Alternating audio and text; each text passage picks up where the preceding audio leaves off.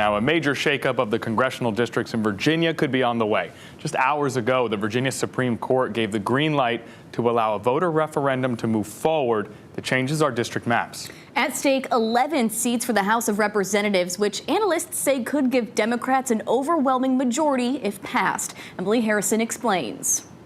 Virginia Democrats currently control 6 of the state's congressional districts, but now the maps could change from this to this. Analysts say if passed, it could limit Republicans to just 1 congressional district. They've really consolidated power in Northern Virginia for them, and they have drawn districts. So you'll have places like Williamsburg being represented by a person who lives in Northern Virginia. So it leaves so much of the state voiceless. Condemnation from Virginia Republicans came fast and hard, as some labeled it a power grab, while others reposted, quote, "They are stealing your vote."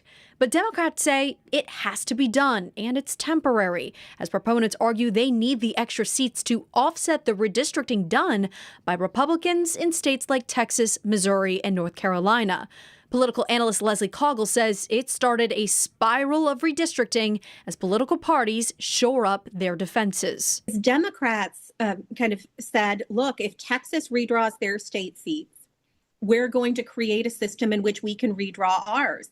And they've laid out a pretty aggressive map, which essentially looks like it would give Democrats 10-1. However, Coggle warns this referendum may mean nothing in the end, as the Virginia Supreme Court ruled that the justices will decide sometime in the future if it's even legal or not to change the maps in the first place. Virginians are going to vote on this referendum before the Supreme Court decides as to whether or not it's constitutional at all. So we could see a lot of state spending and outside spending on an election for a referendum that could potentially be thrown out. Emily Harrison, 13 News Now.